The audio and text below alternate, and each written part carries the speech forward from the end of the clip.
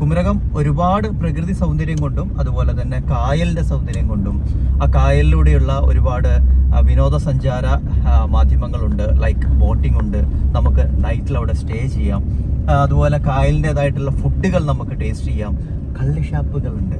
Okay, അങ്ങനെ ഇത്തരം വിനോദ കാര്യങ്ങളൊക്കെ കൊണ്ട് വിദേശികളെയും സ്വദേശികളെയും ഒക്കെ ആകർഷിക്കുന്ന ഗ്രാമഭംഗി തുളുമ്പുന്ന ഒരു ഗ്രാമമാണ് നമ്മുടെ കുമരകം.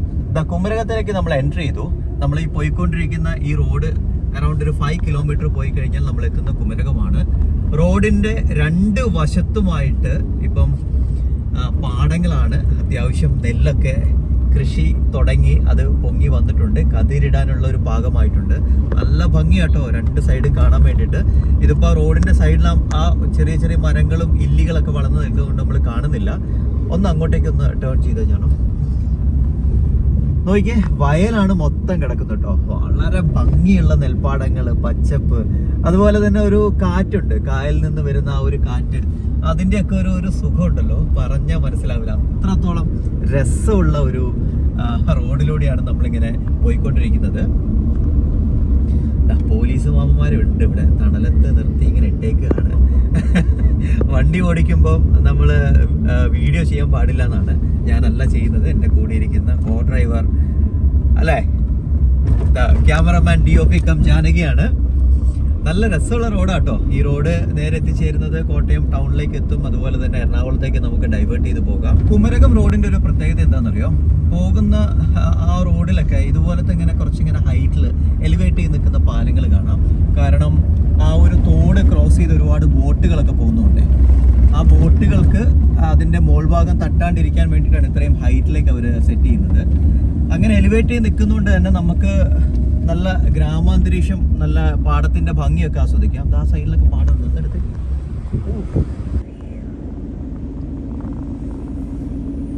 നമ്മളങ്ങനെ മെയിൻ റോഡിൽ നിന്ന് ഡീവേറ്റ് ചെയ്ത് നേരെ കുറച്ച് താഴേക്ക് ഇറങ്ങിയിരിക്കുകയാണ്. ഇവിടെയാണ് ഗവൺമെൻറ് ബോട്ട് ജെട്ടി ഉള്ളത്.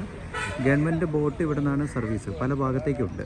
അതുപോലെ തന്നെ നിങ്ങൾക്ക് പേ ചെയ്തിട്ട് പ്രൈവറ്റ് ബോട്ട്സ് നമുക്ക് ഇവിടെ നിന്ന് എടുക്കാം. നമ്മൾ കാറുകളിലാണ് വരുന്നതെങ്കിൽ കാറ് പാർക്ക് ചെയ്യാനുള്ള സൗകര്യങ്ങളൊക്കെ ഉണ്ട്. എൻ്റെ കയ്യിൽ നിന്നും 50 രൂപയാണ് അവർ കാറ് പാർക്ക് ചെയ്യാൻ ഫീസ് ഈടാക്കിയത്. എന്നാലും ഓക്കെ, അവർ വളരെ ഭംഗിയായിട്ട് തന്നെ ആ ഒരു സ്ഥലം മെയിൻറ്റെയിൻ ചെയ്തിട്ടുണ്ട്. ഈ കാണുന്ന ഈ ഷെഡ്, ഈ ഒരു ചെറിയ ബിൽഡിംഗ് കണ്ടോ, ഇതാണ് സർക്കാരിൻ്റെ ബോട്ട് ചെട്ടിയുടെ ഓഫീസ്. ഇവിടെ നിന്ന് വേണം നമുക്ക് ടിക്കറ്റ് എടുക്കാൻ. ഇപ്പോൾ സമയം അറൗണ്ട് 12:30 ഇനി 1 മണിക്ക് ബോട്ട് വരും, 1:10 എടുക്കുമെന്നാണ് പറഞ്ഞത്. നമുക്ക് അങ്ങോട്ടേക്ക് പോവാം. ഇതാട്ടോ കുമരകത്തിൻ്റെ സർക്കാരിൻ്റെ ബോട്ട് ജെട്ടി. വാഹനങ്ങളൊക്കെ അങ്ങോട്ടും ഇങ്ങോട്ടൊക്കെ പോകുന്നുണ്ട്. ചെറിയ റോഡാണ്, ആ ഒരു ചെറിയൊരു കനാലിനോട് ചേർന്നിട്ട്. ഇവിടെ ബോർഡ് വെച്ചിട്ടുണ്ട്, സ്റ്റേറ്റ് വാട്ടർ ട്രാൻസ്പോർട്ട് ഡിപ്പാർട്ട്മെൻറ്റിൻ്റെ കുമരകം ബോട്ട് ജെട്ടിന്ന്. ഇവിടെ നിന്നാണ് നമുക്ക് ബോട്ട് എടുക്കേണ്ടത്. അതിൻ്റെ സമയങ്ങളും കാര്യങ്ങളൊക്കെ കൊടുത്തിട്ടുണ്ട് തോന്നുന്നു. ഇവിടെയാണ് ബോട്ടിൻ്റെ സമയം കൊടുത്തേക്കുന്നത്. Muhamma to Kumarakom boat start ചെയ്യുന്നത് 5:45 രാവിലെ. ഏറ്റവും ലാസ്റ്റ് ബോട്ട് വരുന്നത് 7 PM ആണ്. അതുപോലെ തന്നെ കുമരകം ടു മുഹമ്മയിലേക്ക് 6:30 സ്റ്റാർട്ട് ചെയ്യും. 8 മണിക്കാണ് ലാസ്റ്റ് ബോട്ട്. ഇതാണ് അതിൻ്റെ സമയക്രമങ്ങൾ. ഇങ്ങോട്ടേക്ക് വരുന്ന ആളുകൾ ഗവൺമെൻറ് ബോട്ടിൻ്റെ സമയം ഒന്ന് ആലോചിച്ച് വെച്ചോളൂ. നമുക്ക് പ്രൈവറ്റായിട്ട് പോകാൻ പറ്റുന്ന, അതായത് ഗവൺമെൻറ്റിൻ്റെ ഒരു കോമൺ ഇതല്ലാതെ പ്രൈവറ്റായിട്ട് എടുക്കാൻ പറ്റുന്ന ക്രൂസ് ഷിപ്പിൻ്റെ ടൈമിങ്ങാണ് കൊടുത്തിരിക്കുന്നത്. ക്രൂസ് ദ വേമ്പനാട് ലേക്ക്, അതുപോലെ സ്പെഷ്യൽ ബോട്ടിൻ്റെ റേറ്റ്സ് കൊടുത്തിട്ടുണ്ട്. പാതിരാമണൽ ഐലൻഡ് പാക്കേജ് കൊടുത്തിട്ടുണ്ട്. അവർലി റേറ്റ് 1000 ആണ്. Backwater cruise 1500. Island hopping അങ്ങനെ കൊടുത്തിട്ടുണ്ട്. അതുപോലെ ടൈമിംഗ് ഉണ്ട് അതിൻ്റെ. അതേപോലെ തന്നെ മുഹമ്മ കുമരകം മുഹമ്മ, അതും കണക്ട് ചെയ്ത് വരുന്ന ബോട്ട്സാണ്. അതിൻ്റെ സമയവും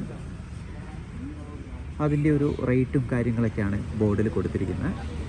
പുറത്തൊക്കെ നല്ല ചൂടുണ്ടെങ്കിലും ഈ ഒരു തണലത്ത് കയറി നിൽക്കുമ്പം ഒരു വല്ലാത്തൊരു ഫീലാട്ടോ. ഈ കുമരകത്തിൻ്റെ കാഴ്ചകളൊക്കെ കണ്ടത് അങ്ങ് ദൂരത്ത് നമുക്ക് പെയ്ഡായിട്ട് പോകാൻ പറ്റുന്ന ബോട്ടുകളുണ്ട്. അതിനകത്ത് സഞ്ചാരികൾ പരമാവധി വരുന്ന സമയത്ത് അവർ ആ ബോട്ട് എടുത്ത് പോവും. മുഹമ്മയൊക്കെ കറങ്ങി അതുപോലെ പാതിരാമണലൊക്കെ കണ്ട് തിരിച്ചു പോരും. നമ്മളെന്തായാലും ഓപ്റ്റ് ചെയ്തിരിക്കുന്ന സർക്കാർ ബോട്ടാണ്. ഇനിയിപ്പോൾ ഒരു 1/2 hour കൂടി ഉണ്ട് ബോട്ട് വരാൻ വേണ്ടിയിട്ട്.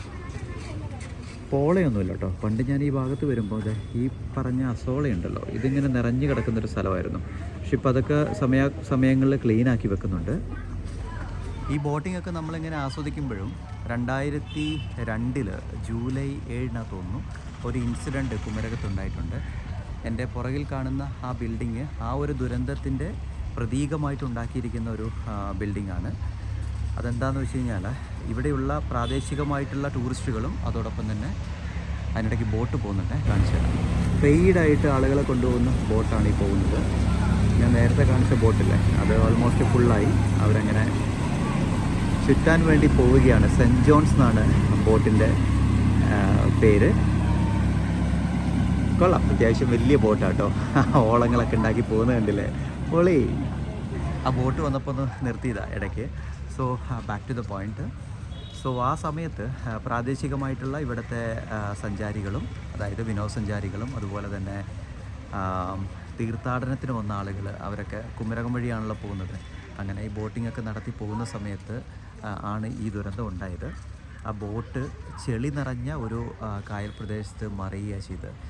ആ മറിഞ്ഞതുകൊണ്ട് തന്നെ ഒരുപാട് ആളുകൾ ആ ചെളിയിൽ പൂണ്ടുപോയി.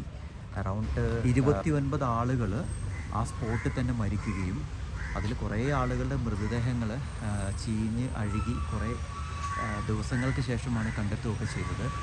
ആ ഒരു ബോട്ട് ദുരന്തത്തിനുള്ള മെയിൻ കാരണം എന്ന് വെച്ചാൽ ഓവറായിട്ടുള്ള ആളുകൾ ബോട്ടിനകത്ത് കയറി. അതിന് താങ്ങാവുന്നതിലധികം ആളുകൾ ബോട്ടിൽ കയറി. അതുപോലെ തന്നെ സുരക്ഷാ ക്രമീകരണങ്ങളോ കാര്യങ്ങളോ ഒന്നും ഉണ്ടായിരുന്നില്ല. ബോട്ടിൻ്റെ ഫിറ്റ്നസ് ഇഷ്യൂ ആയിരുന്നു. അതൊക്കെയായിരുന്നു ദുരന്ത കാരണം. പക്ഷെ അതിനുശേഷം ബോട്ടിങ്ങിൻ്റെ സെക്ഷനിൽ ഒരുപാട് മാറ്റങ്ങളുണ്ടായി. സർക്കാർ ലൈഫ് ജാക്കറ്റ് നിർബന്ധമാക്കി. അതോടൊപ്പം തന്നെ ബോട്ടിൻ്റെ ഫിറ്റ്നസ്, അതിൽ പരമാവധി കയറ്റാൻ പറ്റുന്ന ആളുകളുടെ എണ്ണം, ഇതൊക്കെ അവർ റെസ്ട്രിക്റ്റ് ചെയ്തു. അങ്ങനെ കുറേ മാറ്റങ്ങൾ, നല്ല മാറ്റങ്ങൾ ഉണ്ടായിട്ടുണ്ട്. സോ അങ്ങനെ ഒരു ബോട്ട് ദുരന്തത്തിൻ്റെ പ്രതീകമാണ് ഈ ബാക്കിൽ കാണുന്നത്. നമ്മളിങ്ങനെ വന്ന് ബാക്ക് വാട്ടർ ഒരു ആസ്വദിച്ച് പോകുന്ന സമയത്ത് അവരെയും കൂടെ സ്മരിക്കുന്ന നല്ല കാര്യമല്ലേ. അപ്പോൾ എപ്പോഴും ശ്രദ്ധിക്കണം, നമ്മൾ ഇങ്ങനെ വിനോദയാത്രയ്ക്കൊക്കെ വരുമ്പം നമ്മൾ സേഫാണോ എന്ന് നമ്മളും കൂടെ ശ്രദ്ധിക്കണം. കാരണം ബാക്കിയുള്ളവർക്ക് ചിലപ്പോൾ കൊമേഴ്ഷ്യലായിട്ടുള്ള ചില കാര്യങ്ങളേ ഉണ്ടാവുള്ളൂ. എങ്ങനെ പൈസ ഉണ്ടാക്കാം, മാക്സിമം ആളുകളെ എങ്ങനെ കയറ്റാമെന്നുള്ള ചിന്തകളേ ഉണ്ടാവുള്ളൂ. സോ നമ്മുടെ സേഫ്റ്റി എന്ന് പറയുന്നത് നമ്മുടെ കൈകളിലാണ്. എപ്പോഴും ആ ഒരു റെസ്പോൺസിബിലിറ്റി, ആ ഒരു തിങ്കിങ് നമ്മുടെ മൈൻഡിൽ വേണം. സോ എനിവേ, നമ്മൾ ബോട്ടിന് വേണ്ടി വെയിറ്റ് ചെയ്യാണ്. വന്ന പാടെ സർക്കാർ ബോട്ടിൽ നമ്മളൊന്ന് കറങ്ങിപ്പോരാം. ചെറിയ എമൗണ്ടേ ഉള്ളൂ, അറൗണ്ട് 16 രൂപ. നേരത്തെ മുൻകൂട്ടി ടിക്കറ്റ് എടുക്കണ്ട. ഇവിടെ ബോട്ട് വന്നതിന് ശേഷം ബോട്ടിനകത്തു നിന്നാണ് നമ്മൾ ടിക്കറ്റ് എടുക്കുന്നത്. So we are in Kumarakom. എന്തായാലും ബിഗ് മീൻ എവിടെ എവിടെ ഇതാണോ ബിഗ് മീൻ? ആ, ഇത് കടലിട്ട് കൊടുക്കുക, ഇത് കഴിക്കുമോ അത്? ഓഹോ, ഇതേ സ്ഥലം എന്നറിയോ? ഏത് സ്ഥലം?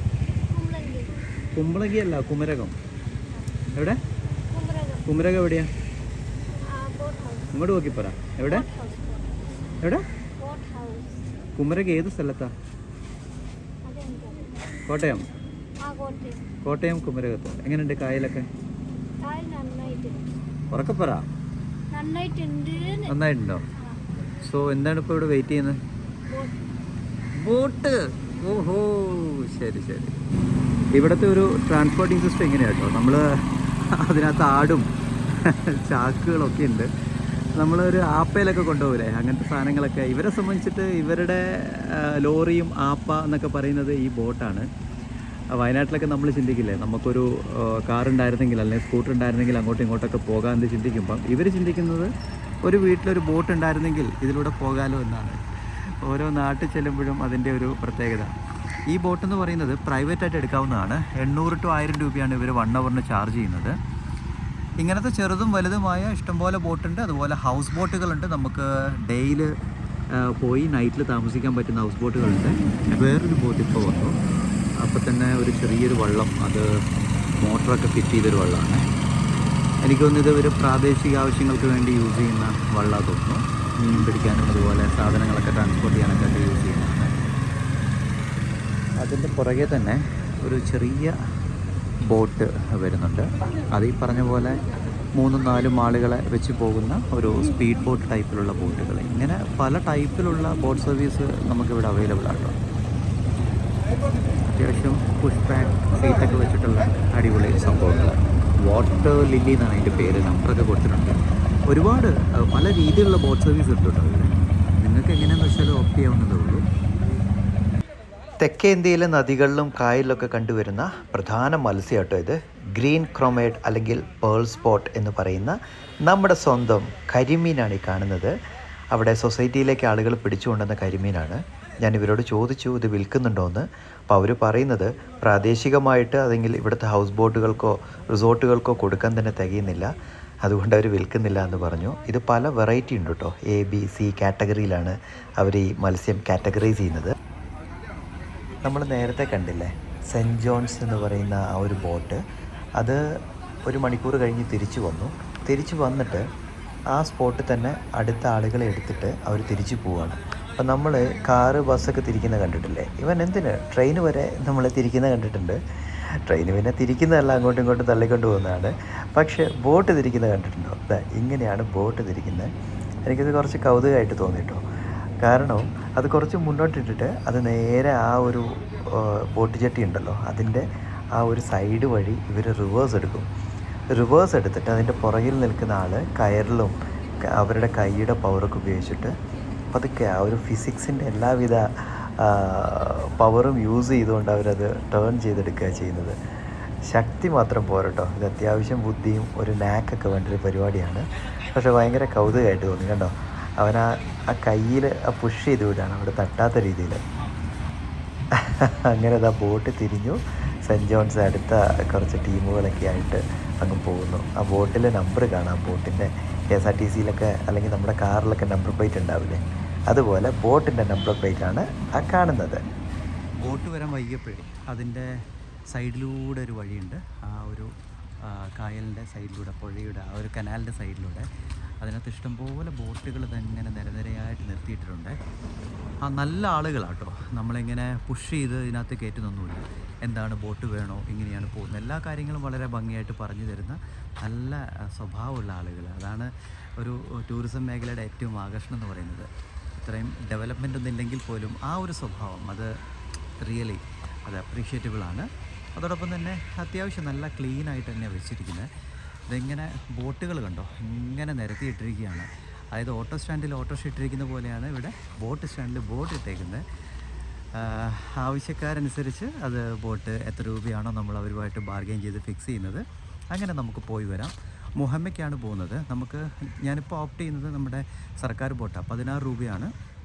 45 മിനിറ്റ്സ് ട്രാവലിംഗ് ആണ് നമുക്ക് മുഹമ്മയിലേക്കുള്ളത്. 16 രൂപ. ബാക്കിയുള്ളതിലേക്കൊക്കെ ആണെങ്കിൽ പെർ പേഴ്സൺ 100 റുപ്പീസിന് അവർ ചാർജ് ചെയ്യുന്നുണ്ട്. ഇനിയല്ല നമ്മൾ 4 ആൾ 2 ആൾ പോവുകയാണെങ്കിൽ അനുസരിച്ച് 800 രൂപ 1000 രൂപയൊക്കെ ചാർജ് ചെയ്ത് പോകുന്നുണ്ട്. വലിയ ചാർജൊന്നുമില്ല, ബട്ട് ഓക്കെ. കരിമീനൊക്കെ പിടിച്ചെടുക്കുന്നുണ്ട് കേട്ടോ ആളുകൾ ഇതിന് ഈ കനാലിൽ നിന്ന്. അതുപോലെ തൊട്ടപ്പുറത്ത് കരിമീൻ്റെ ഒരു ഷോപ്പുണ്ട്, അവിടെ കൊണ്ടുവന്ന് അത് വിൽപ്പനയും ചെയ്യുന്നുണ്ട്. അവർ പറയുന്നത് ഇപ്പം കരിമീൻ്റെ ലഭ്യത കുറവായത് കാരണം തേർഡ് പാർട്ടിക്ക് കൊടുക്കാനില്ല, റിസോർട്ടുകാരും ബോട്ടുകാരൊക്കെയാണ് കൊണ്ടുപോകുന്നത്. എനിവേ നൈസ് ലൊക്കേഷൻ അല്ലേ. ഓരോ ബോട്ടിൻ്റെ ഉൾഭാഗം വ്യത്യസ്ത രീതിയിലാണ് അവർ ചെയ്തു വെച്ചിരിക്കുന്നത്. ഇത് ഫുള്ളായിട്ടൊരു വുഡൻ ടച്ചായിട്ട് ആണ് ചെയ്തിരിക്കുന്നത്. എനിക്ക് തോന്നുന്നൊരു 8 to 10 പേർക്ക് സുഖമായിട്ട് യാത്ര ചെയ്യാൻ പറ്റുന്നതാണ്. ഒരു ടേബിള് കാര്യങ്ങളൊക്കെ ഉണ്ട്.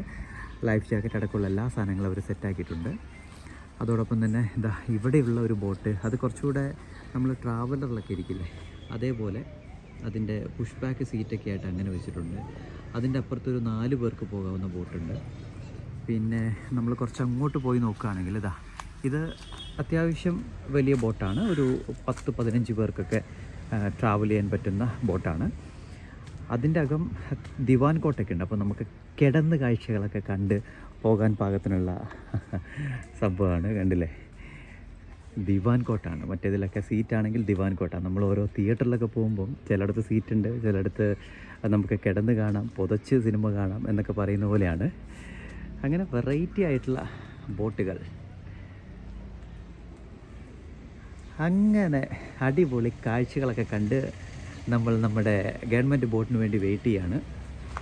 അങ്ങനെ 12 മണി മുതൽ കാത്തിരുന്ന ആ ബോട്ടെത്തി. ഒരു ബോട്ട് ക്യാൻസലായിരുന്നു. അതിനുശേഷം അടുത്ത സെക്കൻഡ് സർവീസാണ് ഈ വന്നിരിക്കുന്നത്. അറൗണ്ട് 2 മണിയായി ഇപ്പോൾ സമയം. അത്യാവശ്യം ആളുകളുണ്ട് എന്ന് വെച്ചിട്ട് തിങ്ങിക്കൂടിയ ആളുകളൊന്നുമില്ല. ഞാൻ ആളുകൾ മാത്രമേ പ്രതീക്ഷിച്ചത്. നോക്കുമ്പം അതിനകത്ത് കുറേ ബൈക്കുകളൊക്കെ ആയിട്ടാണ് വരുന്നത്. ജങ്കാർ സർവീസും അതുപോലെ പാസഞ്ചർ സർവീസും ഒരുപോലെയാണ് ഈ ബോട്ടിലുള്ളത്. അങ്ങനെ ആളുകളൊക്കെ ഇറങ്ങി തുടങ്ങി. ഞാനിങ്ങനെ വെയിറ്റ് ചെയ്യായിരുന്നു എങ്ങനെയാണ് അവർ ഇനി ആ ബൈക്ക് ഇറക്കാൻ പോകുന്നതെന്ന്. കൊള്ളാം കേട്ടോ. ബോട്ട് ആ സൈഡിലുള്ള മരക്കുറ്റിയിൽ അവർ ഉറപ്പിച്ചിട്ട് ഇതാ ഇങ്ങനെ ഒരു പ്ലാറ്റ്ഫോം അവിടെ ഓപ്പണായി വരും. അതിലൂടെയാണ് ഈ ബൈക്കുകളൊക്കെ ഇറക്കുന്നത്. ബൈക്ക് മാത്രമേ ഉള്ളൂ കേട്ടോ, ഹെവി വെഹിക്കിൾസ് ഒന്നും അതിനകത്ത് കയറ്റത്തില്ല. അത് ഭയങ്കര യൂസ്ഫുൾ ആയിട്ടുള്ള സർവീസാണ്. മുഹമ്മ എന്ന് പറയുമ്പോൾ ആലപ്പുഴയുടെ ഭാഗമാണല്ലോ. അവിടെ നിന്ന് ഇങ്ങനെ ധൈര്യമായിട്ട് നമുക്ക് എത്രയും പെട്ടെന്ന് ട്രാവൽ ചെയ്യണമെങ്കിൽ ഇതാ ഈ റൂട്ട് നമുക്ക് സ്വീകരിക്കാവുന്നതേ ഉള്ളൂ. നേരത്തെ ഒരു ബോട്ട് തിരിക്കുന്ന കണ്ടില്ലേ, അതേപോലെ തന്നെയാണ് ഇവിടെ വരുന്ന എല്ലാ ബോട്ടുകളും തിരിക്കുന്നത്. ബോട്ടിൻ്റെ ആ ഒരു ടേണിങ് കോർണറാണ് തോന്നുന്നു അത്. ഇതാണ് ഈ ബോട്ടിൻ്റെ, നമ്മുടെ സർക്കാർ ബോട്ടിൻ്റെ സ്രാങ്ക്. അദ്ദേഹം വളരെ എക്സ്പീരിയൻസ്ഡ് ആയിട്ടുള്ള ഒരാളാണ്. കൂളായിട്ട് കേട്ടോ തിരിക്കുന്നത്. നമ്മൾ ഈ ബസ്സൊക്കെ തിരിക്കുന്ന പോലെ തന്നെ അവർക്ക് അറിയാം അതിൻ്റെ സൈഡും ബാക്കും ഒക്കെ. ആ ചെറിയൊരു ആ കനാലിനകത്ത് അവർ വളരെ ഭംഗിയായി തന്നെ തിരിച്ചു. അങ്ങനെ ഞാനും ജാനകിയും ബോട്ടിനകത്ത് കയറി ഞങ്ങളുടെ സൈഡിലുള്ള സീറ്റ് അങ്ങ് ഉറപ്പിച്ചു. ഇവിടെ ഇരുന്നാലാണ് നമുക്ക് കാഴ്ചകൾ കാണാനും വീഡിയോ എടുക്കാനൊക്കെ പറ്റുക. ബോട്ട് ഉടനടി തന്നെ സ്റ്റാർട്ട് ചെയ്തു കേട്ടോ, താമസമൊന്നുമില്ല. ഇതിൻ്റെ പാസഞ്ചർ കപ്പാസിറ്റി 42, അതുപോലെ 8 ബൈക്കും. അതാണ് 42 ആളുകളും 8 ബൈക്കുമാണ് ഇതിൻ്റെ കപ്പാസിറ്റി. അന്നത്തെ ആ ദുരന്തത്തോടു കൂടി വളരെ പെർഫെക്റ്റായിട്ട് അത് കീപ്പപ്പ് ചെയ്യുന്നു.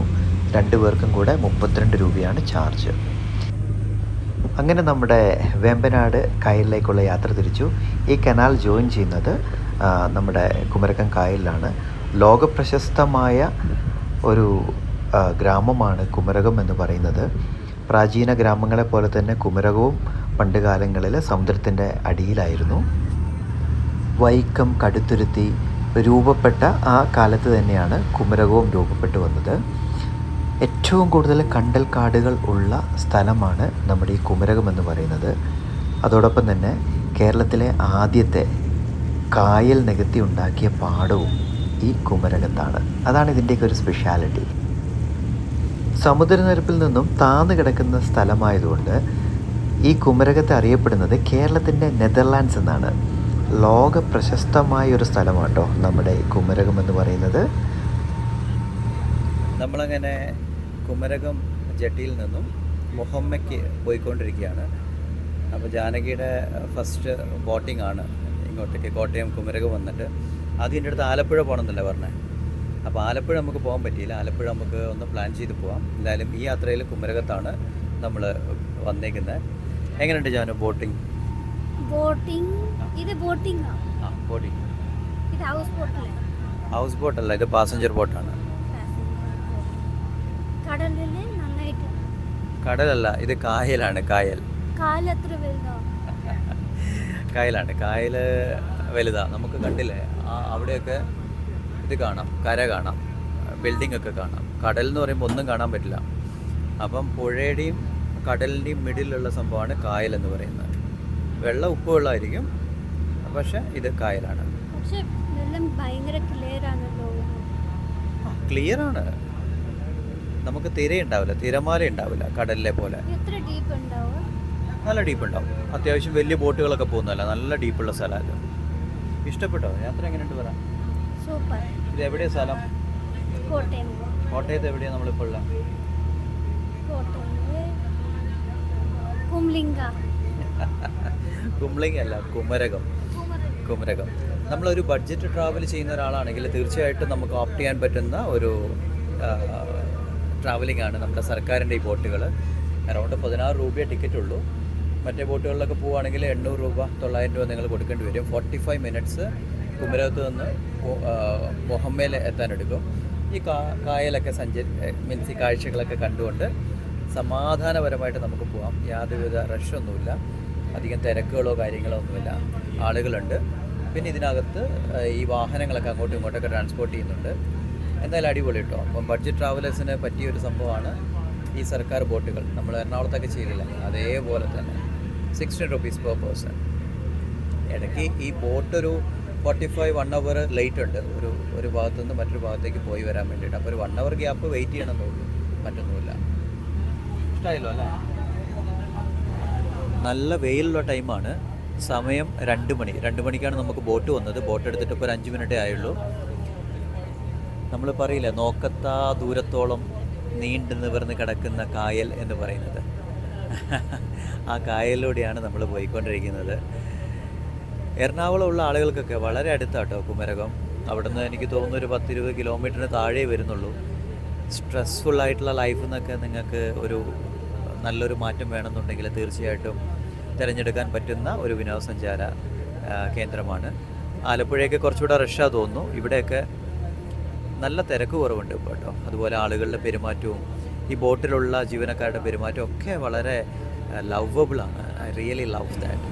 കുമരകത്ത് ഈ ബോട്ടിങ് മാത്രമല്ല കേട്ടോ, ഞാൻ നേരത്തെ പറഞ്ഞ പോലെ നല്ല കള്ളുണ്ട്, നല്ല മുന്തിരിക്കള്ള്. ലാലേട്ടൻ സ്ഫടികത്തിൽ പറയില്ലേ നല്ല മുന്തിരിക്കള്ളാണ്. നല്ല മുന്തിരിക്കള്ള് കിട്ടും, മധുരമുള്ള. നല്ല ഫുഡ് വെറൈറ്റികളുണ്ട്. ഷാപ്പിലെ ഫുഡ് എന്നൊക്കെ പറയുന്നതിൻ്റെ കറക്റ്റ് സാധനം ഇവിടെ കിട്ടും.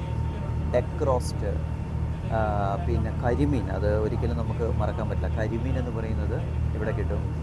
പിന്നെ അങ്ങനെ ഒരുപാട് കാര്യങ്ങൾ, പിന്നെ ഒരുപാടുണ്ട്. ഇപ്പം ബേർഡ് സാങ്ച്വറി പറഞ്ഞു. ബേർഡ് സാങ്ച്വറിയുടെ പ്രശ്നം എന്താണെന്ന് വെച്ചാൽ അവിടെ ഇപ്പോൾ ബേർഡുകളൊന്നുമില്ല. ചുമ്മാ കാട്ടിനകത്തൂടെ കയറി ഇറങ്ങി വരാമെന്നേ ഉള്ളൂ. അതത്ര ക്ലിയർ ആയിട്ടൊന്നും വെച്ചിട്ടില്ല. വെറുതെ സമയം കളയേണ്ട കാര്യമില്ലല്ലോ, അപ്പോൾ അങ്ങോട്ടേക്കൊന്നും പോകുന്നില്ല. തൽക്കാലം ഇതിപ്പോൾ ബോട്ട് പോകുന്ന മുഹമ്മയ്ക്കാണ്.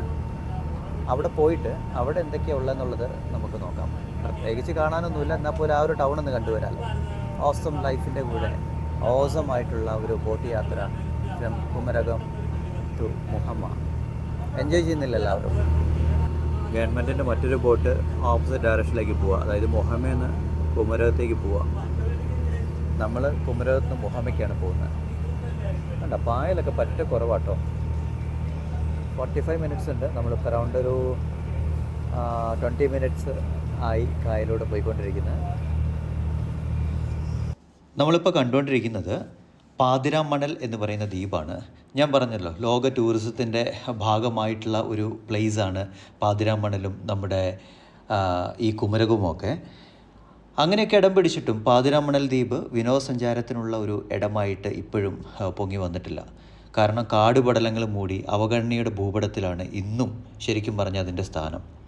വേമ്പനാട്ട് കായലിൻ്റെ നടുവിലാണ് പാതിരാമണൽ ദ്വീപ് നിൽക്കുന്നത്. അറൗണ്ട് 100 ഏക്കർ വിസ്തൃതി ഉണ്ട് എന്നാണ് പറയപ്പെടുന്നത്. ചേർത്തലയിലെ അന്ത്രപ്പേർ കുടുംബത്തിൽ നിന്ന് മിച്ചഭൂമിയായി സർക്കാർ ഏറ്റെടുത്ത ഈ ദ്വീപ് മുഹമ്മ പഞ്ചായത്തിൻ്റെ പരിധിയിലാണ് ഉള്ളത്. മുഹമ്മ കുമരകം ബോട്ട് യാത്രയ്ക്കിടയിൽ വേമ്പനാട്ട് കായലിൻ്റെ നടുവിലായിട്ട് ഈ ദ്വീപ് നമുക്ക് കാണാൻ സാധിക്കും. തലമുറകളായിട്ട് ഈ ദ്വീപിൽ താമസിക്കുന്ന 13 കുടുംബങ്ങൾക്ക് മുഹമ്മ പഞ്ചായത്തിൽ പകരം സ്ഥലം നൽകിയിട്ടാണ് ഈ ടൂറിസം പദ്ധതിക്കായിട്ട് ഇത് കൈമാറിയിട്ടുള്ളത്. 1989 ഇന്ത്യൻ വൈസ് പ്രസിഡൻ്റായിരുന്ന ശങ്കർദയാൽ ശർമ്മ, അദ്ദേഹമാണ് പാതിരാമണൽ ദ്വീപിലെ ടൂറിസം പദ്ധതിക്ക് ആദ്യമായിട്ട് തറക്കല്ലിട്ടത്. 2008 നവംബർ 10 മുഖ്യമന്ത്രിയായിരുന്ന VS അച്യുതാനന്ദൻ ബയോ പാർക്ക് നിർമ്മാണത്തിന് ഉദ്ഘാടനം നടത്തി. M ശിവശങ്കർ ആയിരുന്നു അന്നത്തെ ടൂറിസം ഡയറക്ടർ. നൊട്ടോറിയസ് ആയിട്ടുള്ള ആളാണ് അല്ലേ. 32 വർഷം കഴിഞ്ഞിട്ടും ശിലാഫലകങ്ങളല്ലാതെ ഒന്നും ഈ ദ്വീപിൽ കണ്ടെത്തിയിട്ടില്ല. അത് നോക്കുകുത്തിയായിട്ട് തന്നെ നിൽക്കുകയാണ്. ആ നാണക്കേടിൽ നിന്ന് രക്ഷ നേടാനാണ് ബയോ പാർക്കിൻ്റെ ഉദ്ഘാടന ഫലകം മുഹമ്മ പഞ്ചായത്ത് ഓഫീസ് അങ്കണത്തിലേക്ക് മാറ്റി സ്ഥാപിച്ചത്. ആ ദ്വീപിലുള്ള ആ ഫലകം മുഹമ്മയുടെ പഞ്ചായത്ത് ഓഫീസിലേക്ക് മാറ്റി. ഇതൊക്കെയാണ് നമ്മുടെ ടൂറിസത്തിൻ്റെ വലിയ വലിയ കാര്യങ്ങളെന്ന് പറയുന്നത്. എന്ത് ചെയ്യുക അല്ലേ, ഇനിയും എത്രത്തോളം നമ്മൾ ഡെവലപ്പ് ചെയ്യാനിരിക്കുന്നു. പ്രാഥമിക സൗകര്യം പോലും ഇല്ലാത്ത പാതിരാമണലിൽ പ്രതിദിനം 100 കണക്കിന് വിനോദസഞ്ചാരികളാണ് വരുന്നത്. ആലപ്പുഴയിൽ നിന്നും ജലഗതാഗത വകുപ്പ് നടത്തുന്ന 8 മണിക്കൂർ നീണ്ടു നിൽക്കുന്ന കായൽ യാത്രയിൽ പാതിരാമണൽ എന്ന് പറയുന്നത് ഭയങ്കര ഹൈലൈറ്റ് ചെയ്തവർ കാണിക്കുന്നുണ്ട്. ദ്വീപിനെ അവഗണിക്കുന്ന ഒരു സമീപനമാണ് മുഹമ്മ ഗ്രാമപഞ്ചായത്ത് കാണിക്കുന്നത്. ദ്വീപ് നിവാസികളെ പറഞ്ഞു പറ്റിച്ച് കായിപ്പുറത്തെ വെള്ളക്കെട്ടിലാണ് അവരെ താമസിപ്പിച്ചിരിക്കുന്നത്. ഈ വിഷയത്തിൽ ഒരുപാട് ജനകീയ പ്രക്ഷോഭങ്ങളൊക്കെ നടക്കുന്നുണ്ട് കേട്ടോ. ഏകദേശം മുഹമ്മ അടുക്കാറായപ്പോൾ കായലിൻ്റെ സമീപത്തായിട്ട് ഒരുപാട് ഹൗസ് ബോട്ടുകൾ അവിടെ വെയിറ്റ് ചെയ്യുന്നുണ്ട്. കണ്ടോ, ഈ കാണുന്ന എല്ലാ ഹൗസ് ബോട്ടുകളാണ്. ഇതൊക്കെ ആളുകൾ ഹയർ ചെയ്ത് വരുന്നതാണ്. എനിക്ക് തോന്നുന്നു ഒരു ഡേ മൊത്തം ഇവർ കറങ്ങി അടിച്ച് ഭക്ഷണമൊക്കെ പാകം ചെയ്ത് കഴിച്ചു വരും. ചില ഹൗസ് ബോട്ടുകൾ നൈറ്റ് സ്റ്റേ ചെയ്യുന്ന ഹൗസ് ബോട്ടുകളുണ്ട്. ഇന്ന് രാവിലെ 11 മണിക്കെടുത്ത് നാളെ രാവിലെ 11 മണി 10 മണിക്ക് ചെക്കൗട്ട് ആവുന്ന രീതിയിൽ. കണ്ടോ, ഈ കാണുന്നതെല്ലാം പാസഞ്ചേഴ്സിനെ എൻജോയ് ചെയ്യിപ്പിക്കാൻ വേണ്ടി കൊണ്ടുപോകുന്ന ഹൗസ് ബോട്ടുകളാണ്. ഈ കായലിലൂടെയുള്ള ഈ ഹൗസ് ബോട്ടിലെ യാത്രയും താമസവും ഒക്കെ ഉണ്ടല്ലോ, വേറൊരു ഫീലാട്ടോ. ഞാൻ 1-2 തവണ ചെയ്തിട്ടുണ്ട്. അത് വ്ളോഗായിട്ട് എടുക്കാൻ പറ്റിയിട്ടില്ല അന്ന്.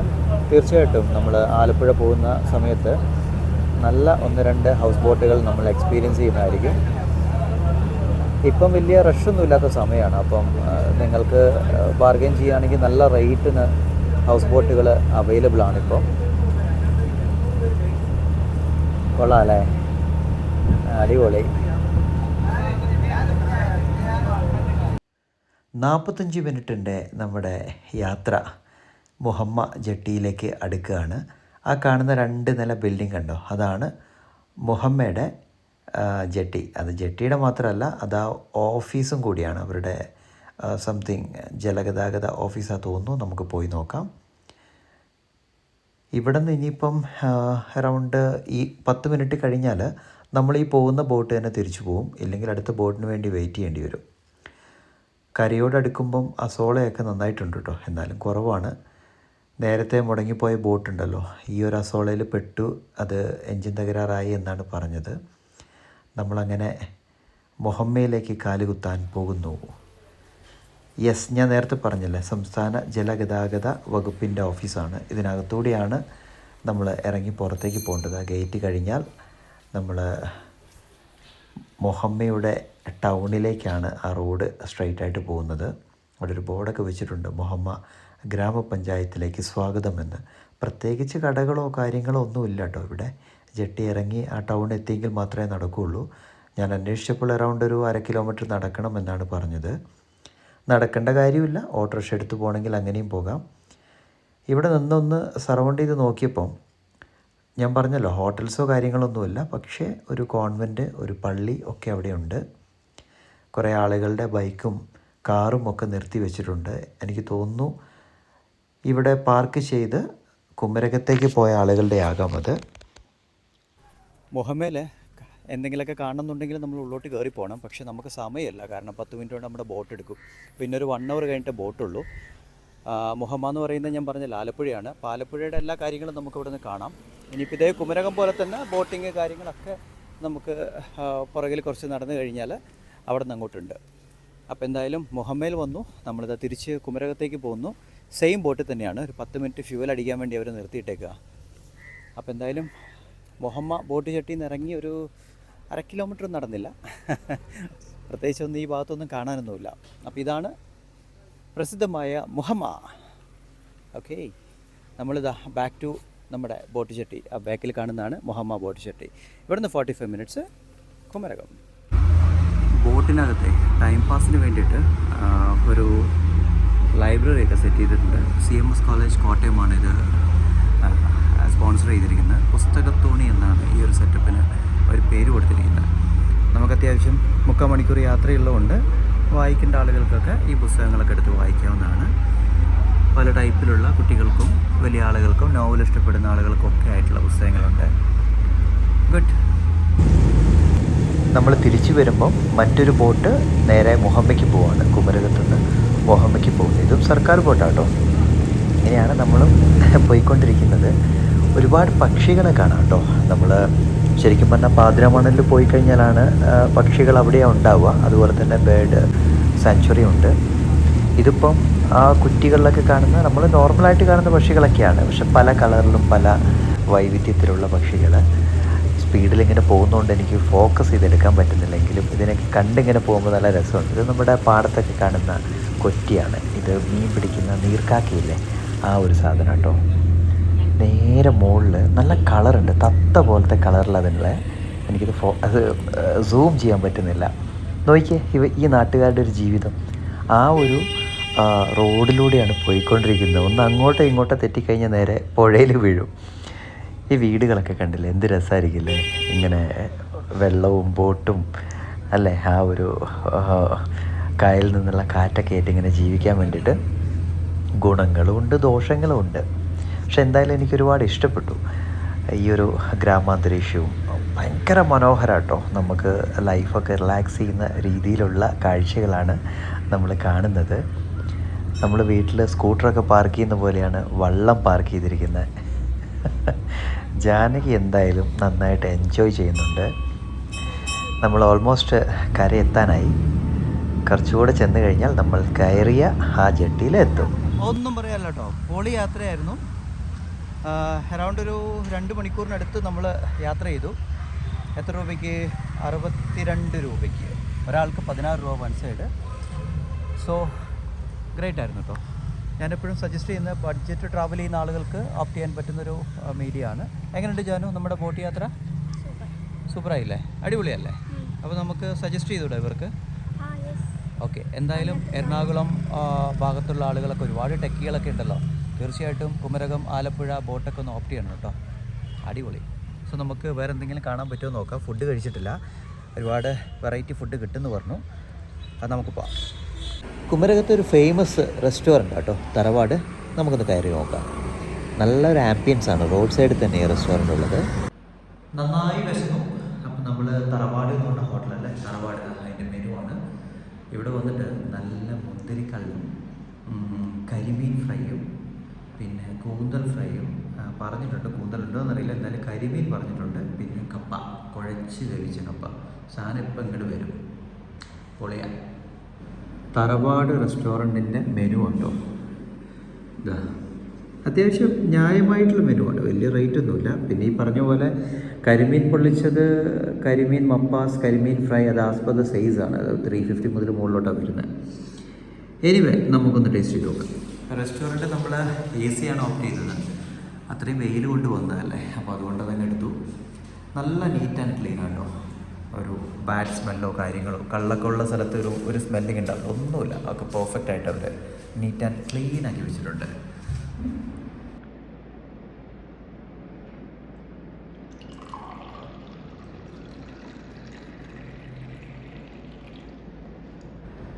ടേസ്റ്റ് ചെയ്ത് നോക്കിയാലോ?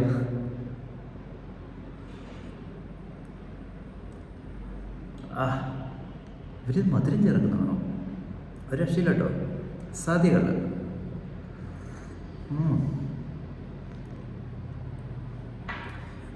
കുമരകം വരുന്ന ആളുകൾ ഉറപ്പായിട്ടും ഒന്ന് ടേസ്റ്റ് ചെയ്ത് നോക്കേണ്ട സാധനം കേട്ടോ, മുന്തിരിക്കല്ല്.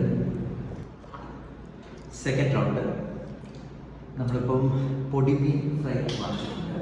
അതിനകത്ത് ഇവരുടെ സ്പെഷ്യൽ മസാലയുണ്ട്, നല്ല കുരുമുളകും ഉപ്പും കൂടെ ചേർത്തിട്ടുള്ള സ്പെഷ്യൽ മസാല ചേർത്തിട്ട് ഇതാ അതിൻ്റെ മുകളിലേക്ക് ഇടുന്നു. ഒരു സിപ്പം കഴിക്കുന്നു.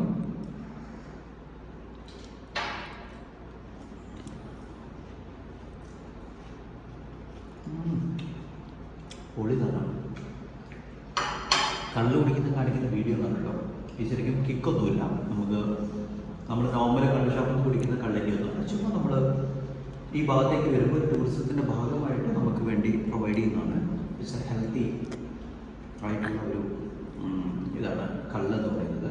അതിനകത്ത് കുറേ കെമിക്കലൊക്കെ ചേർത്തിട്ട് നമ്മുടെ നാടുകളിലൊക്കെ വരുമ്പോഴാണ് അത് പ്രോബ്ലം ആകുന്നത്. ദിസ് ഈസ് ആക്ച്വലി പ്യുവർ നല്ല മുന്തിരിക്കള്ള്. അടിപൊളിയാണ്. ഒന്ന് ട്രൈ ചെയ്തോ കേട്ടോ. ഗ്രേറ്റ്. നമ്മൾ കുഴച്ച് വേവിച്ച കപ്പയാണ്. ശരിക്കും ഇതിനൊരു പ്രത്യേക ടേസ്റ്റാണ് കേട്ടോ. ഒരു കടുകൊക്കെ ഇട്ട് വറുത്ത് കുഴച്ച് വേവിച്ചതാണ്. ഇത് മീനിൻ്റെ ഗ്രേവിയാണ്. അപ്പം നമ്മളിങ്ങനെ എന്താ കുറച്ചെടുത്തിട്ട് ആ സാധനത്തിലേക്ക് ഇങ്ങനെ ഒഴിച്ചിട്ട് ഇതിങ്ങനെ മുക്കി ശരിയാ നല്ല പുളിമുളക് ഇട്ട അടിപൊളി കറി. പിന്നെ അത് സിപ്പ് ചെയ്തിട്ട് മുന്തിരിക്കള്ള്. കായൽ കരിമീൻ, അതിൻ്റെ ടേസ്റ്റ് ഒന്ന് പറയാം കേട്ടോ. ഇത് സൈസിനനുസരിച്ചാണ് ഇതിൻ്റെ റേറ്റ് അവർ കൊടുക്കുന്നത്. ഇത് കരിമീനാണ് അവർ ഫ്രൈ ചെയ്ത് മുകളിൽ പെപ്പർ ഒക്കെ ഇട്ട് കൊണ്ടുവന്നിട്ടുണ്ട്. അപ്പോൾ അതൊന്ന് ടേസ്റ്റ് ചെയ്യാം. അസാധ്യം. കാശ് എത്രയായാലും നിങ്ങളിവിടെ വന്ന് ഇതൊക്കെ ഒന്ന് ട്രൈ ചെയ്യുന്നുണ്ടോ നിങ്ങളുടെ ലൈഫ് ടൈമിൽ. അടിപൊളി. അതുപോലെ ഇവരുടെ സാലഡ് സൂപ്പർ, ഒന്നും പറയാനില്ല. ഒരുപാട് വൈവിധ്യങ്ങളുണ്ട്. പോർക്ക് വേണ്ടവർക്ക് പോർക്കുണ്ട്, ബീഫ് ഫ്രൈ ഉണ്ട്, ചിക്കൻ ഫ്രൈ ഉണ്ട്, കൂന്തൽ ഫ്രൈ ഉണ്ട്, എന്ത് വേണമെങ്കിലും എടുക്കാം. ഒറ്റയ്ക്ക് എനിക്കിതെല്ലാം കൂടെ തിന്നു തീർക്കാൻ പറ്റില്ല, അതുകൊണ്ടാണ് കുറച്ച് ഓർഡർ ചെയ്തത്.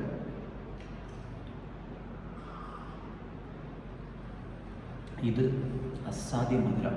അപ്പം ഞാനിതൊക്കെ ഒന്ന് തിന്നു തീർക്കട്ടെ. നമ്മൾ കുമരകത്താണ്, കുമരകത്തിലെ കാഴ്ചകളാണ് നമ്മളെ കണ്ടുകൊണ്ടിരിക്കുന്നത്. അങ്ങനെ നമ്മുടെ ഫുഡിൻ്റെ ബില്ല് വന്നു. ന്യായമായിട്ടുള്ള ബില്ലാണ് കേട്ടോ. അറൗണ്ട് ഇപ്പം നമ്മുടെ കുടം കള്ള്, അതായത് 1 ലിറ്ററില്ല, ആ കള്ളിന് വന്നേക്കുന്നത് 150 രൂപയാണ്. അതുപോലെ നമ്മൾ 1 ലിറ്റർ കള്ള് പാർസൽ ചെയ്ത് വാങ്ങിച്ചു. 1 ലിറ്ററിന് 170, 170 രൂപയാണ് വരുന്നത്. പിന്നെ കരിമീൻ ഫ്രൈ അതിനാണ് 350 വന്നേക്കുന്നത്. കപ്പയ്ക്ക് 40 റുപ്പീസ്, പിന്നെ ഒരു വാട്ടർ വാങ്ങിച്ച് 20 റുപ്പീസ്, പൊടിമീൻ ഫ്രൈ 150. അത്രേ ഉള്ളൂ, ന്യായമായ ബില്ലാണ്. ഓക്കെ, സോ ടോട്ടൽ 880 റുപ്പീസാണ് നമ്മുടെ ബില്ല്. എന്തായാലും ഞാൻ ഭംഗിയായിട്ട് കഴിച്ചു, ന്യായമായിട്ടുള്ള ബില്ല് കാര്യങ്ങളൊക്കെയാണ്. ബാക്കിൽ ഒരാൾ ഇരിക്കുന്നുണ്ട്. സത്യം പറഞ്ഞാൽ ഉപ്പൊന്നും കിട്ടിയിട്ടില്ല, ആ കപ്പ മാത്രമാണ് കഴിച്ചത്. എന്താ ചെയ്യാൻ, എന്താ പ്രശ്നം?